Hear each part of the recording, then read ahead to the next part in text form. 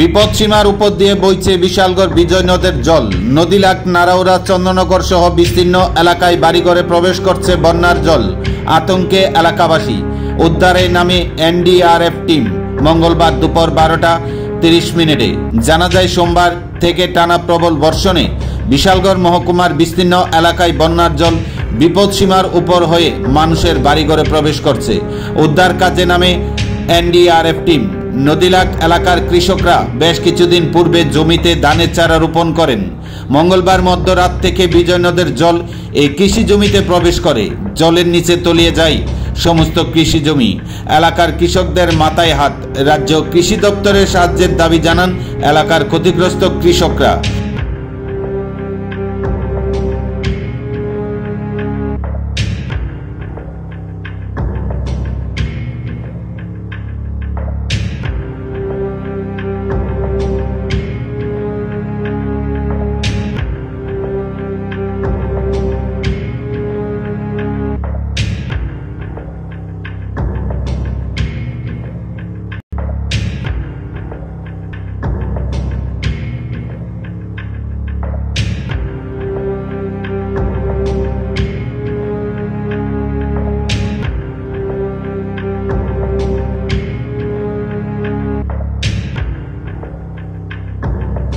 কি হয়েছে? হয়তো রোয়া লাগাইছিলাম 3-4 কেজি মতন, সব জলে চলে গেছে। আলিও নাই আর লাগাই কি দিয়া এখন অসহায় ঘুরে গেছি আমরা। কবে লাগাইছিলেন?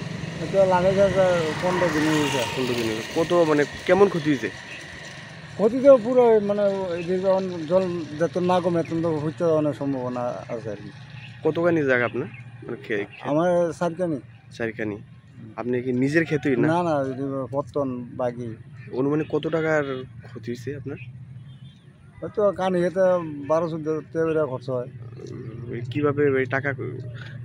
ট্রাক্টরের কামলার লাগানি এই সব 12,000 মতো খরচ হয় কানি খেতে। আমরা বন্ধন তুলিয়া এখন কি চান? এখন যদি সরকার কোনো সুবিধা মানে একটু সাহায্য কেউ আইছে? এলাকার প্রধান মেম্বার? আর এই জায়গাটার নাম কি? এটা নদীলাক। হ্যাঁ, তো আপনার বাড়ি? নদীলাক।